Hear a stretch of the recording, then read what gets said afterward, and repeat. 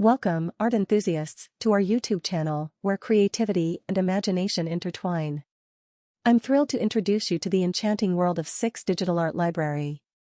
In this episode, we'll embark on a journey that goes beyond visual aesthetics.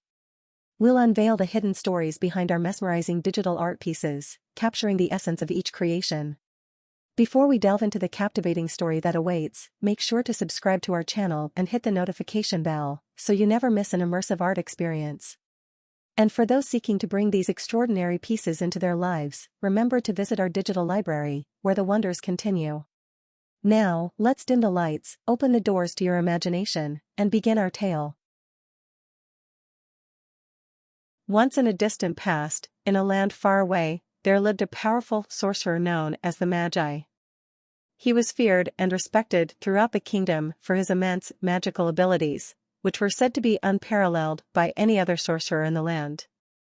The Magi lived in a grand, imposing castle on the edge of a dark and foreboding forest. Few dared to approach his castle, for it was said that those who did so never returned. But one day, a group of travelers arrived at the castle gates. They had heard of the Magi's powers, and they were determined to seek him out and learn from him. Despite the warnings of the villagers, they pressed on, eager to see the sorcerer in action. As they entered the castle, they were greeted by a thick fog that enveloped them, making it difficult to see. They could hear chanting coming from somewhere within the castle, and as they made their way toward it, the fog began to clear. They emerged into a large, dimly lit chamber, where they saw the Magi standing before them. He was dressed in black robes, with a hood that obscured his face, and his eyes glowed with an otherworldly intensity. "Greetings," he said in a deep, commanding voice. "What brings you to my castle?" "We have heard of your powers, and we wish to learn from you," said the leader of the travelers, a young man named Marcus. The Magi regarded them with a cold, appraising gaze. "Very well," he said. "But be warned, the path to mastery is fraught with danger. You must be prepared to face the consequences of your actions."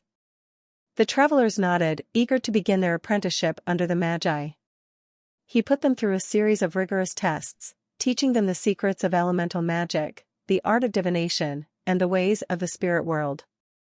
As the weeks passed, the travelers grew increasingly adept at the magical arts. They could summon spirits from the beyond, control the elements with ease, and even heal the sick with their magic. But as they grew more powerful, they noticed a change in the Magi. He became increasingly distant and reclusive, spending long hours locked in his chambers, surrounded by an impenetrable fog. One day, Marcus decided to investigate. He made his way to the Magi's chambers and knocked on the door, but there was no answer. He tried the handle, but it was locked. With a sense of growing unease, Marcus summoned his powers and blasted open the door. What he saw inside shocked him to the core. The Magi was seated at a large, ornate table, surrounded by arcane symbols and strange, twisted objects. He was muttering under his breath, his eyes blazing with an unholy light. As Marcus watched in horror, the Magi's muttering grew louder and more intense. The objects on the table began to shake and vibrate, and the air grew thick with smoke and the stench of burning flesh. Suddenly, the Magi's head snapped up, and he fixed Marcus with a gaze that seemed to penetrate his very soul. "You should not have come here," he said in a voice that dripped with malice. "Now, you will pay the price." Marcus tried to flee, but it was too late. The Magi summoned a bolt of lightning that struck him down, leaving him writhing on the floor in agony. The other travelers rushed to his aid, but they were no match for the Magi's powers. One by one, they fell before the sorcerer's might. It was as if he had been holding back all this time, and now he was unleashing all his pent-up rage and hatred on the travelers. The last thing Marcus saw before he passed out was the Magi standing over him, his eyes glowing with terrible, malevolent power. When he woke up, he found himself in a small cell, deep beneath the castle. His companions were nowhere to be seen, and he was alone with his thoughts. He spent days in that cell, wondering what had become of his friends and how he would ever escape.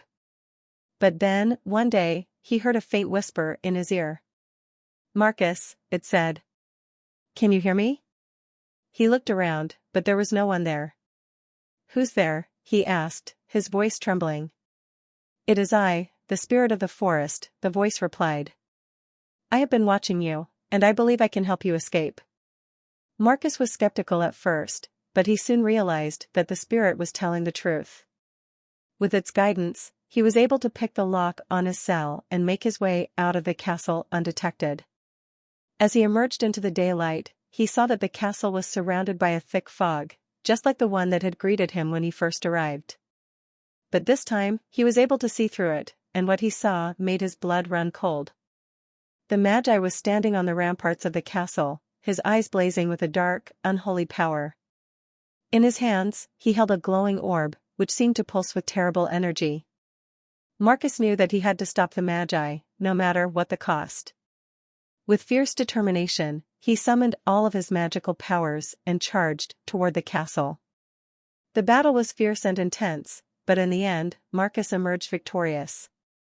He struck down the Magi with a blast of elemental magic, and the castle crumbled to dust around him.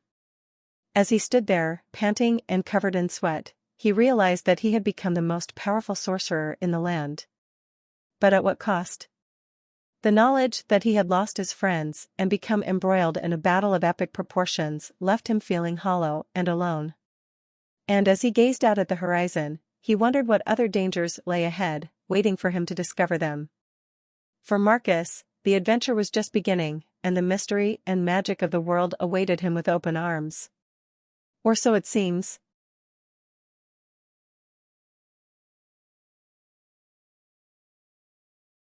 Thank you for tuning into our YouTube channel, where art comes to life through captivating stories. If you want to dive deeper into the world of Six Digital Art Library and discover more enchanting pieces, be sure to click the link below and visit our extensive library. There, you'll find a treasure trove of digital art waiting to spark your imagination. Don't miss out on the opportunity to bring the magic home. Head over to our library and let the art continue to inspire you.